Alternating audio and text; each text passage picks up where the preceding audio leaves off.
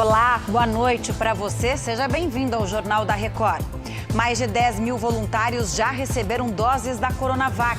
No Rio, a Fiocruz testa 2 vacinas contra a Covid-19 e as recomendações para as eleições municipais deste domingo. Agora, no JR.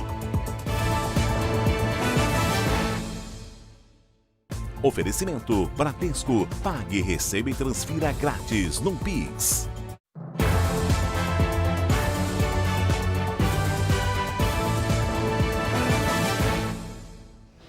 Quase 80% dos voluntários que participam dos testes clínicos da Coronavac em todo o Brasil já receberam as doses. E é sobre isso que a gente conversa com a Giovana Rizardo. Boa noite para você, Giovana. Oi, Camila, boa noite para você, boa noite a todos. O diretor do Instituto Butantan, Dimas Covas, afirmou que 10 dos 13 mil voluntários já foram testados até agora. Esse grupo que recebeu foram apenas profissionais da área da saúde que receberam doses ou do medicamento ou um placebo. Em uma nova etapa, Camila, devem participar idosos, crianças e também pessoas com doenças graves. Por enquanto, os estudos sobre a eficácia da vacina ainda não têm data para acabar. A estimativa do Instituto é que sejam necessárias 360 milhões de doses para atingir a imunidade de rebanho da população brasileira. Cada dose deve custar cerca de R$ 61. Camila. Obrigada, Giovana, pelas informações. E além da vacina de Oxford, a Fiocruz trabalha por conta própria em uma outra vacina contra a Covid-19. Direto do Rio de Janeiro, a repórter Vivian Casanova tem mais detalhes para a gente, né, Vivian? Boa noite. Boa noite, Camila. Essa segunda vacina está em fase de estudos pré-clínicos em laboratório e deve passar por uma nova etapa de testes em animais. Essa vacina pode começar a ser testada em seres humanos ainda este ano para ser lançada em 2022. As 2 vacinas estão sendo desenvolvidas aqui em Manguinhos, no Rio de Janeiro, e também na Fundação Oswaldo Cruz, em Minas Gerais. A ideia é abastecer o mercado nacional com as vacinas contra o coronavírus e possivelmente exportar para outros países.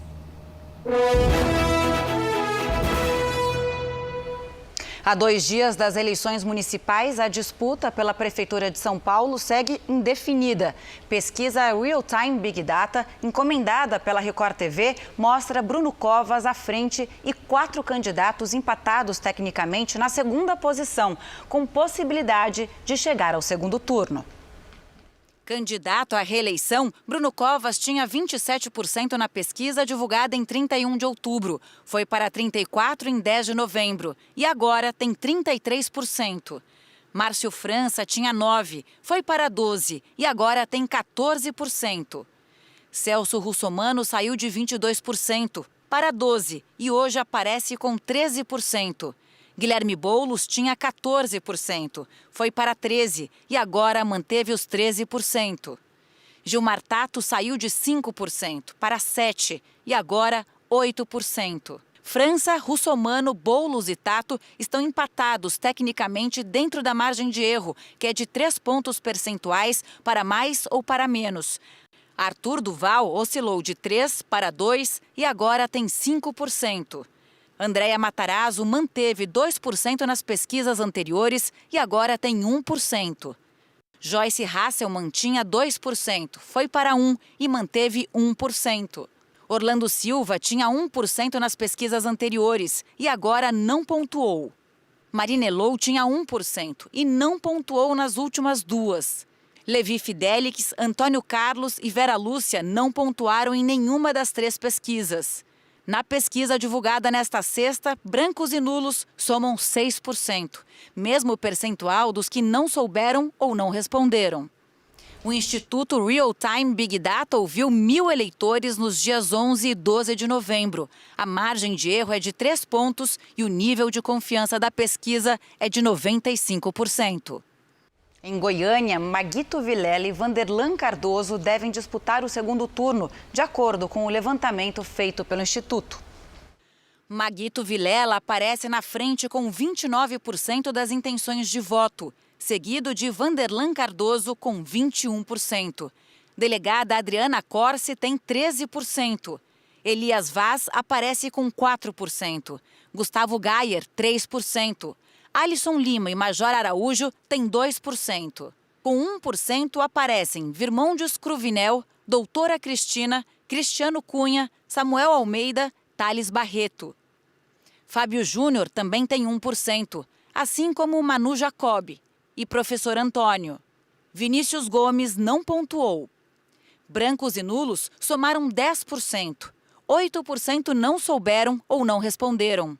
O Instituto Real Time Big Data ouviu 850 eleitores nos dias 11 e 12 de novembro. A margem de erro é de 3 pontos, com um nível de confiança em 95%. Vamos agora aos números de Belém. Edmilson Rodrigues lidera com 36% e Priante tem 21%. Os dois estariam no segundo turno. Tiago Araújo tem 9%. Delegado Federal Eguchi, 8%. E Vavá Martins, 7%. Cássio Andrade e Gustavo Seffer têm 3% cada. Mário Couto, Jair Lopes e Guilherme Lessa aparecem com 1%. Brancos e nulos são 6%. 4% não sabem. O Instituto Real Time Big Data ouviu 850 eleitores nos dias 10 e 11 de novembro. A margem de erro é de 3 pontos e o nível de confiança de 95%. O presidente do Tribunal Superior Eleitoral disse nesta sexta-feira que o nível de fake news nesta eleição é mínimo. Uma boa notícia para a democracia, né, Alessandro Saturno? Boa noite. Exatamente, Camila. Boa noite para você, boa noite a todos. Olha, segundo o ministro Luiz Roberto Barroso, fazendo uma comparação com as eleições municipais anteriores, desta vez a circulação de fake news foi a mais baixa. O ministro afirmou ainda, ele disse o seguinte, olha, várias medidas foram adotadas justamente para tentar combater a circulação de notícias fraudulentas. Barroso lembrou que o Tribunal Superior Eleitoral ele fez várias parcerias com plataformas de redes sociais, o que, segundo ele, proporcionou um resultado positivo. Mas o ministro pediu cautela e disse que a eleição é só domingo, então ainda é cedo para cantar a vitória. Camila. E por conta da pandemia, a votação vai respeitar uma série de protocolos. As pessoas do grupo de risco, por exemplo, terão preferência para votar entre 7 e 10 da manhã. O presidente do Tribunal Regional Eleitoral de São Paulo, Valdir Nuevo Campos, destaca outras recomendações. Todos, sem exceção, deverão usar máscaras. Os eleitores deverão obedecer distanciamento de ao menos 1 metro nas filas. No interior das sessões eleitorais, haverá álcool em gel e álcool líquido para a desinfecção de mãos e objetos antes e depois da votação. Não esqueçam do documento com foto e, se possível, não compareçam acompanhados, inclusive de crianças. Recomenda-se que cada eleitor, se possível, leve sua caneta para assinar o caderno de votação. O Tribunal Regional Eleitoral do Amapá escolheu o dia 13 de dezembro para a realização das eleições em Macapá. Se houver necessidade de segundo turno, seria no dia 27 de dezembro. O TSE precisa aprovar essas datas. A eleição foi adiada por causa do apagão no estado. E a gente volta agora a Brasília com Alessandro Saturno para falar que o Ministério da Justiça aumentou o prazo de permanência da Força Nacional na Amazônia, né, Saturno?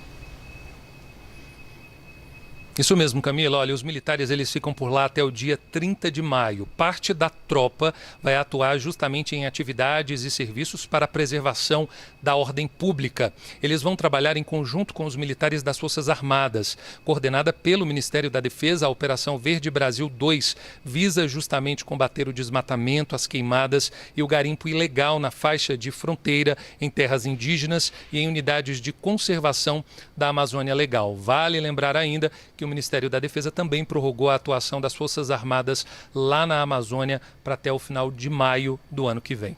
Camila, volto com você. Obrigada, boa sexta-feira para você. E os casos de coronavírus dispararam na Ásia. A gente vai até Tóquio com a correspondente Silvia Kikuchi. Boa tarde para você aí, Silvia. Oi, Camila, boa noite. Os números têm atingido picos nunca vistos por aqui desde o início da pandemia. Neste sábado, foram mais de 1.700 casos, com 12 mortes no Japão. Apesar disso, o primeiro-ministro Yoshihide Suga decidiu manter a campanha de promoção para viagens domésticas. Uma atitude vista com preocupação pelos governos regionais. Na Coreia do Sul também foi registrado outro recorde neste sábado, com 205 novos casos. O governo tem adotado medidas mais duras. Agora, quem estiver sem máscara em locais públicos vai pagar uma multa equivalente a cerca de R$500. Camila. Obrigada, Silvia. E 300 drones iluminaram a capital sul-coreana. O show em Seul foi iniciativa do governo para levar esperança na luta contra o coronavírus. Os drones formaram desenhos coloridos no céu. E com essa bela imagem, essa edição do Jornal da Record termina aqui. Outras informações no Fala Brasil, edição de sábado às 7h35 da manhã. Obrigada pela companhia, boa noite e ótimo final de semana para você.